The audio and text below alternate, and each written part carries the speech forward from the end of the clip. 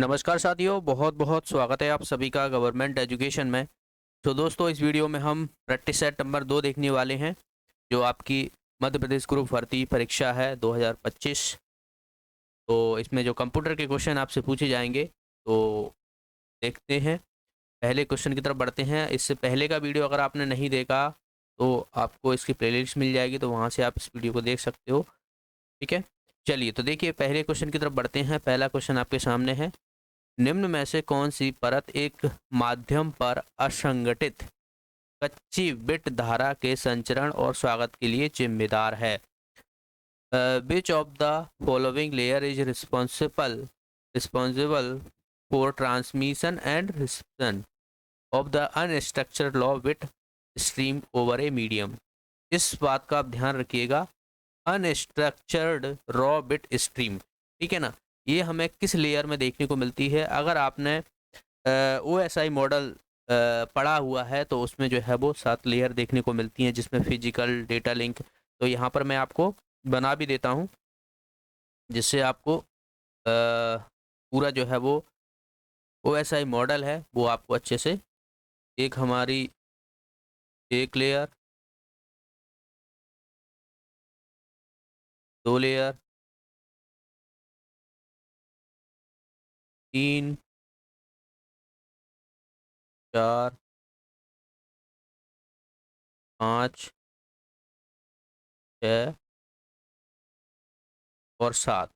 ठीक है, तो इन लेयरों में जो पहली लेयर होती है, यानी सबसे लोएस्ट लेयर जो रहती है, वो रहती है फिजिकल लेयर। तो इस बात का भी आप ध्यान रखिएगा, ऊपर से नहीं नीचे से जो है वो चलते हैं। तो ये हमारी कौन सी रहती है?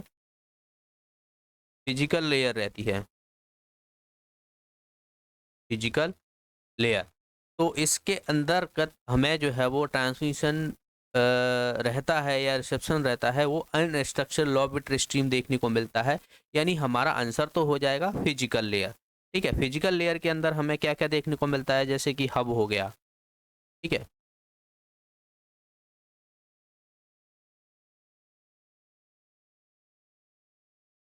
तो हब हो गया, थोड़ा ये से,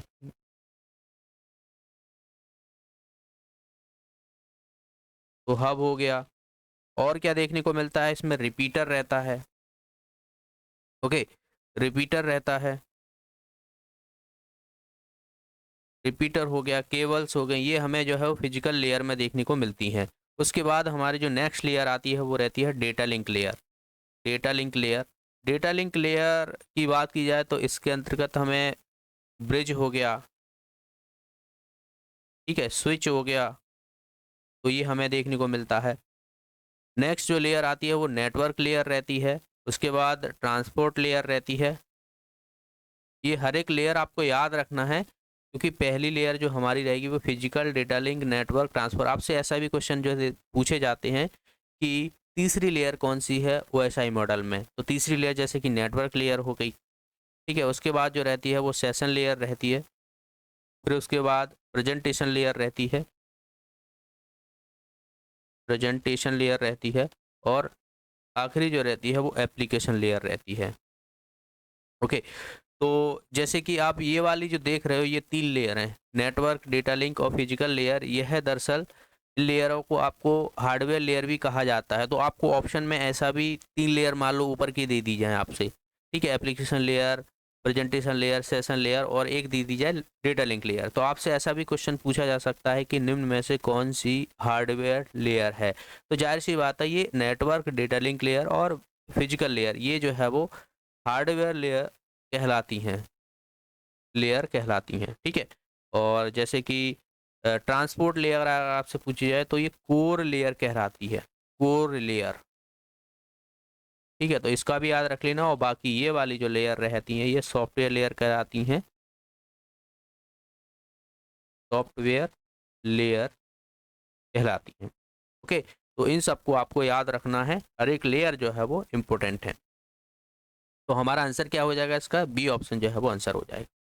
अगला क्वेश्चन है, डिफरेंस इंजन को किसने डिजाइन किया और विकसित किया था? पास्कल ने, यानी Blaise pascal, Joseph jacquard, Charles Babbage या हरमन कोलेरिथ? तो देखिए जो हमारे फादर ऑफ द कंप्यूटर कहे जाते हैं उन्हीं के द्वारा डिजाइन और विकसित किया गया था डिफरेंस इंजन का, यानी चार्ल्स वेबर जो है इनको क्या कहा जाता है, father of the computer, computer के पिता जो है वो इनको कहा जाता है। तो इस बात का भी आप ध्यान रखिएगा। नेक्स्ट क्वेश्चन है निम्न में से कौन एक कंप्यूटर वायरस नहीं है। ठीक है, कंप्यूटर वायरस हो गए, एंटीवायरस हो गए, यहाँ से क्वेश्चन आपसे पूछे जाते हैं और आपको नाम दे दिया जाएगा कि इनमें से कौन सा नहीं है। देखिए मेलिसा जो है वो यह वायरस है, आई लव यू भी वायरस है, क्रीपर भी वायरस है और रेड कोड जो है ये वायरस नहीं है। आंसर हो जाएगा हमारा डी ऑप्शन।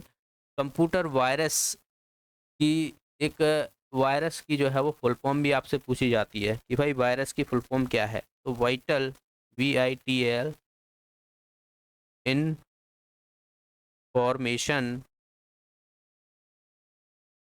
इंफॉर्मेशन और आर रिसोर्स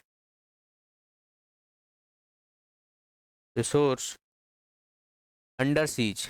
ठीक है, अंडर सीज, अंडर सीज। तो ये जो है वो वायरस की फुल फॉर्म हो जाती है। रेड कोड जो है वायरस नहीं है। बाकी के देखिए वायरस पहला अगर आपसे पूछा जाए कि पहला वायरस कौन सा था, तो ये क्रीपर जो देख रहे हो वो पहला वायरस था। पहला वायरस अगर आपसे पूछा जाए तो क्रीपर था, जो कि अर्पा नेट में देखने को मिला था। ठीक है, और अगर आपसे पूछा जाए कि पर्सनल जो कंप्यूटर्स हैं उनमें पहला वायरस कौन सा था, पर्सनल कंप्यूटर में जो पहला वायरस फैलाया गया था वो वाला कौन सा था, तो याद रखिएगा जो पहला वायरस था वो था इल्क क्लोनर। ठीक है, इल्क क्लोनर एंड। ठीक है, तो ये दो वायरस मोस्टली जो है वो आपको याद रख लेना है। पहला वायरस डायरेक्ट अगर आपसे हुआ है तो क्रीपर, लेकिन पर्सनल कंप्यूटर में जो पहला वायरस था वो कौन सा था, इल्क क्लोनर। ठीक है, तो इसका आंसर क्या हो जाएगा हमारा, डी ऑप्शन जो है वो आंसर हो जाएगा। वैसे वह कुछ और वायरस आप याद रखिएगा। देखिए एक तो होता है सेरनोविल वायरस रहता है, सेरनोविल वायरस ये भी रहता है। ठीक है, ब्लास्टर हो गया, ब्लास्टर हो गया, और क्रिप्टोलॉगर हो गया, क्रिप्टोलॉगर हो गया। तो ये जो है वो ये भी वायरस के नाम है। लॉजिक गेट में एक इनपुट और आउटपुट डिवाइस होता है। देखिए लॉजिक गेट आपसे पूछे भी जा सकते हैं, नहीं भी पूछे जा सकते, क्योंकि ये कंप्यूटर का पार्ट है। तो बिल्कुल भी हम रिस्क नहीं ले सकते कि नहीं पूछे जाएंगे, पूछे जा सकते हैं। लॉजिक गेट में मैं आपको 3 गेट्स तो बता ही दे रहा हूँ, क्योंकि उन्हीं 3 गेट के माध्यम से अन्य गेट बनते हैं। तो पहला रहता है जैसे कि एंड गेट हो गया, दूसरा रहता है और गेट, और तीसरा रहता है नॉट गेट। ठीक है, एंड गेट में क्या होता है, 2 टर्मिनल रहते हैं और इसके थ्रू जो है वो हमें आउटपुट मिलता है, और 2 टर्मिनल मिलते हैं A/B, इसमें जो है वो इनटू होता है दोनों का। और गेट में इसमें भी 2 टर्मिनल रहते हैं A&B, और इसमें जो है वो प्लस होता है। ठीक है, अगर आपसे और दिया हो तो A+B दोनों का टर्मिनल का, जैसे कि यहाँ पर मैंने स्विच चालू किया और यहाँ पर मैंने स्विच चालू नहीं किया, तो दोनों का प्लस करोगे तो 1 आएगा, यानी फिर भी चालू हो जाएगा। यानी इस वाले पे अगर 0 0 हम आउटपुट देते हैं, इनपुट देते हैं, तो हमें आउटपुट 0 मिलेगा। लेकिन 1 0 देंगे या 0 1 देंगे या 1 1 देंगे तो हमें आउटपुट 1 ही मिलेगा। ठीक है ना। तो एंड गेट में जैसे कि यहाँ पर अलग चीज़ें हो जाएंगी।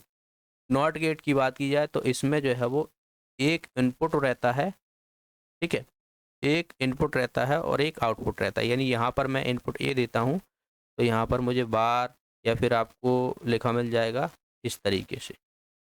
तो ये हो रहा था। हमें क्वेश्चन में क्या पूछा गया है कि एक इनपुट और एक आउटपुट देखने को मिलता है। तो यहाँ पर तो हमने दो इनपुट देखे, यहाँ पर हमने एक इनपुट देखा है और एक ही आउटपुट देखने को मिल रहा है। तो ये कौन सा गेट है, नॉट गेट है।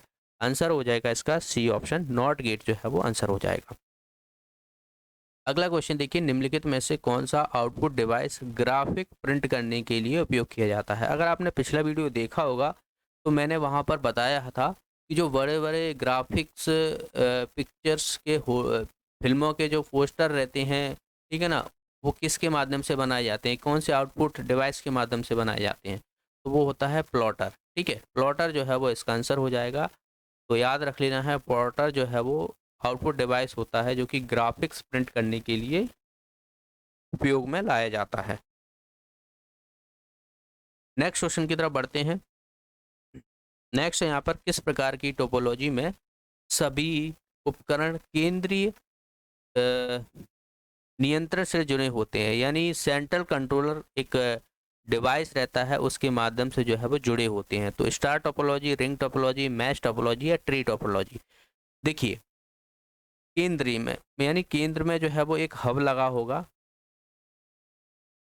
और उसके माध्यम से जो है वो हमें डिवाइस कनेक्ट हुए देखने को मिलते हैं।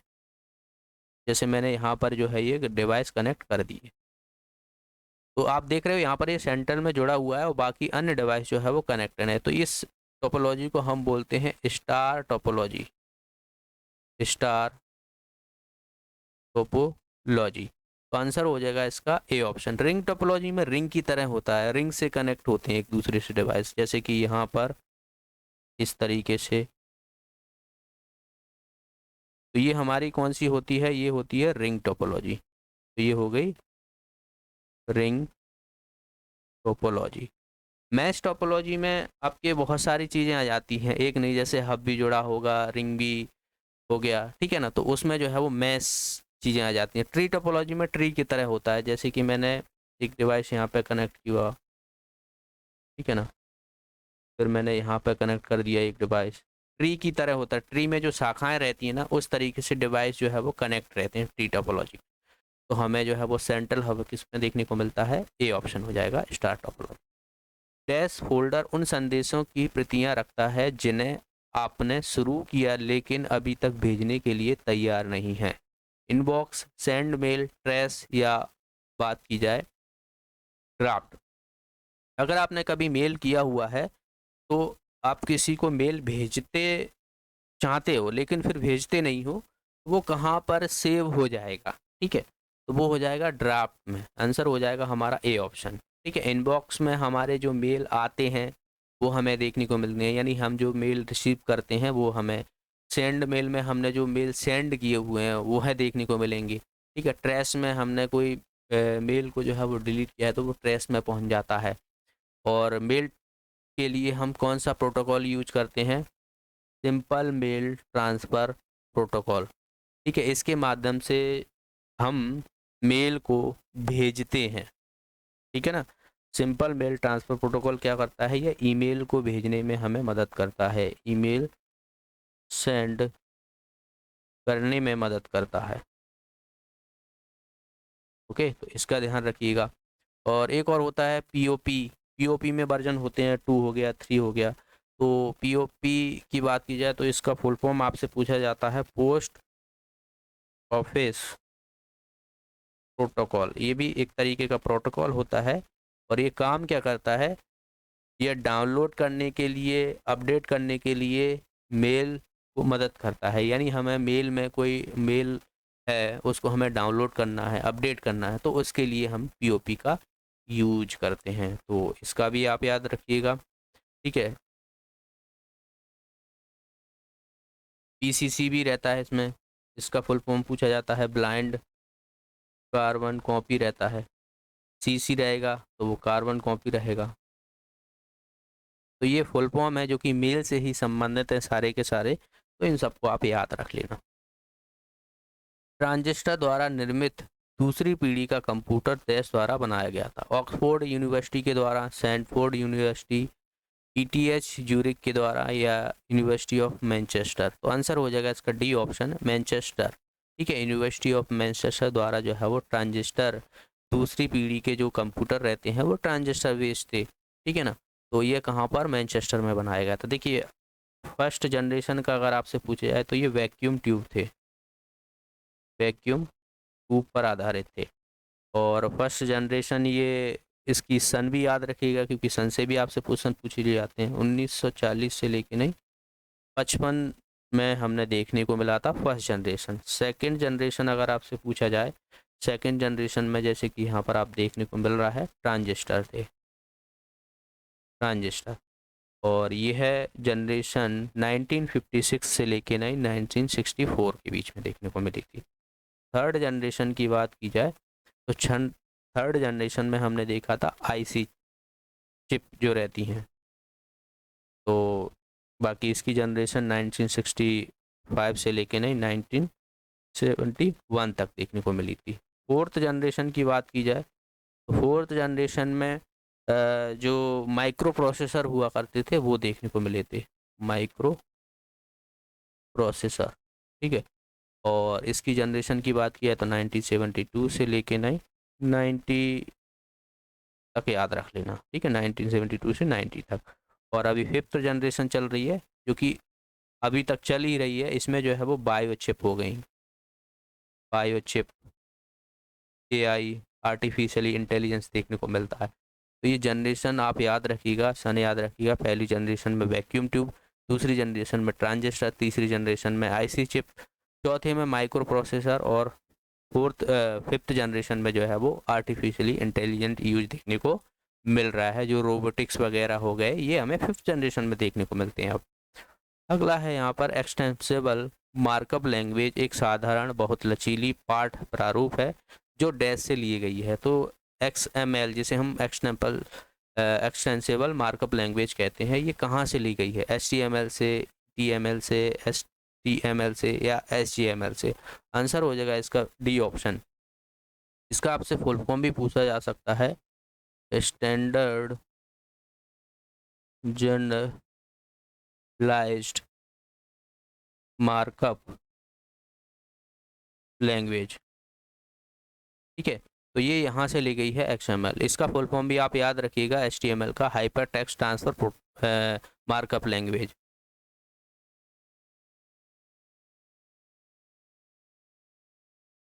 मार्कअप लैंग्वेज, ठीक है ना, ये लिखा हुआ है मार्कअप ओके।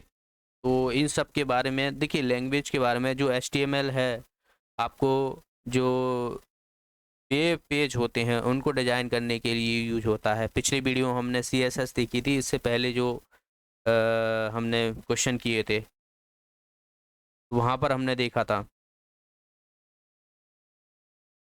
ओके। तो उनको भी आपको याद रख लेना है, हर एक क्वेश्चन जो है वो वहाँ से पूछा जाता है। तो इसका जो हो जाएगा hyper text markup language. Fortran programming भाषा डैश के लिए अधिक उपयुक्त है? बिजनेस एप्लीकेशन के लिए, मार्केटिंग एप्लीकेशन के लिए, साइंटिफिक एप्लीकेशन के लिए, सोशल एप्लीकेशन के लिए? तो यह जो है वो साइंटिफिक एप्लीकेशन के लिए काफ़ी उपयुक्त है, सुटेबल है। अगर आपसे इसका फुल फॉर्म भी पूछा जाए कि भाई इसका फुल फॉर्म क्या होता है, तो ये होता है फॉर्मूला ट्रांसलेशन, ठीक है। तो फॉर ट्रांस का जो फॉर्मूला है, फोर्ट्रॉन का जो फुल फॉर्म है फॉर्मूला ट्रांसलेशन, जो कि साइंटिफिक एप्लीकेशन के लिए यूज की जाती है। निम्नलिखित में से किस रजिस्टर का उपयोग स्मृति स्थान के पते का ट्रैक करने के लिए किया जाता है जहां अगला निर्देश स्थित होता है?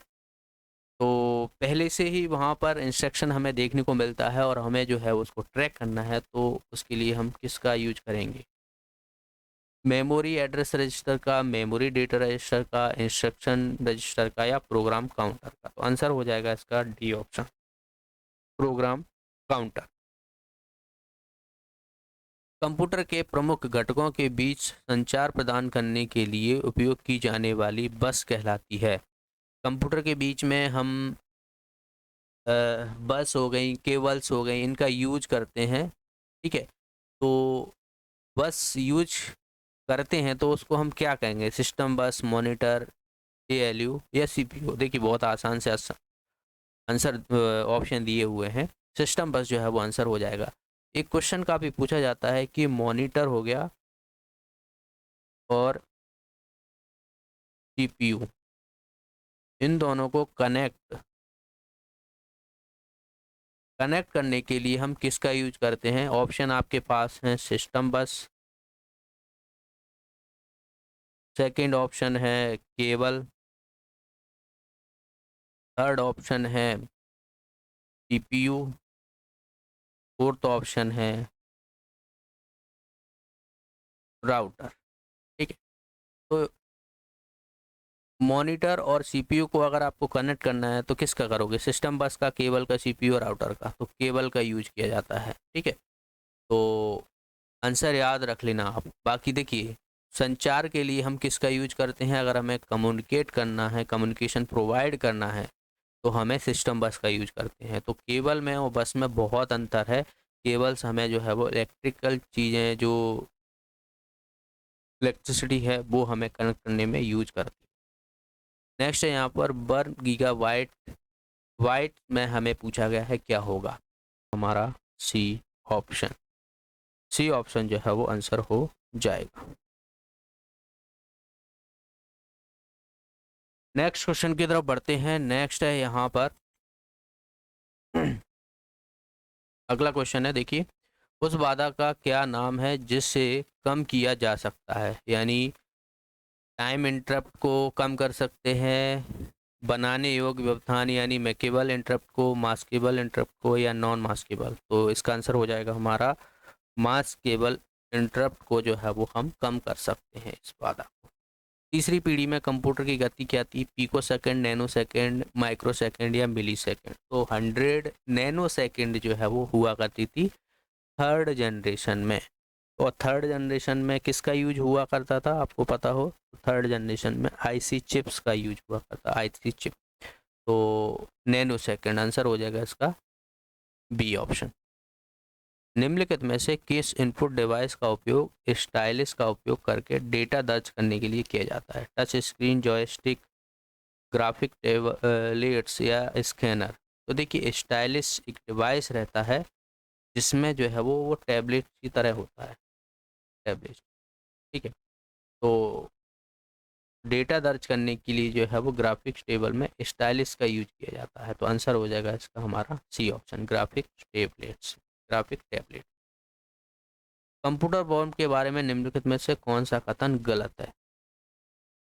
बॉम्ब एक मिसलीशियस प्रोग्राम्स रहता है जो आपके कंप्यूटर में अगर फैल जाए तो वो क्या क्या करेगा? पहली बात तो वो खुद की कॉपियां बना लेगा, वो पहला ऑप्शन सही है। नेटवर्क को स्लो कर देगा, दूसरा ऑप्शन सही है। इट ऑलवेज करप्ट और मॉडिफाइड फाइल, ये हमेशा फाइलों को संशोधित भ्रष्ट करता है। यह नहीं होगा, ये जरूरी नहीं है कि वो करे नहीं करे, ठीक है ना।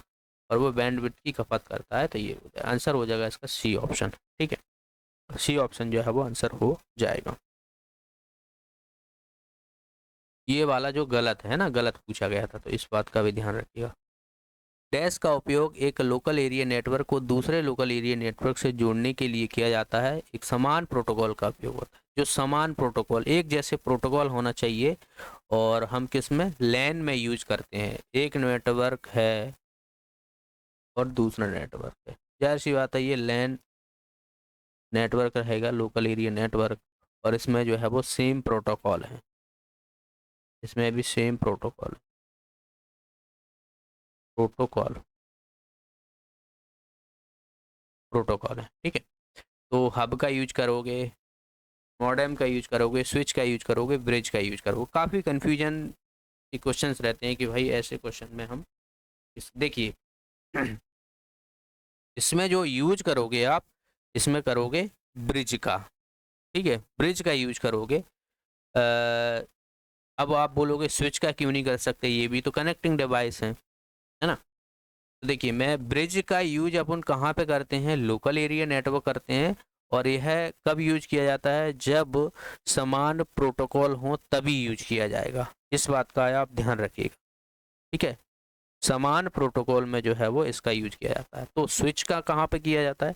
स्विच जो है ये डेटा लिंक लेयर में देखने को मिलता है। पहली बात तो मैंने आपको बताया था कि जो हमारे ब्रिज रहते हैं वो डेटा लिंक लेयर में हमने देखने को वो ब्रिज हो गए, स्विच हो गए, ये कहाँ पे देखने को मिलते हैं? डेटा लिंक लेयर में देखने को मिलते हैं, दोनों ही दोनों।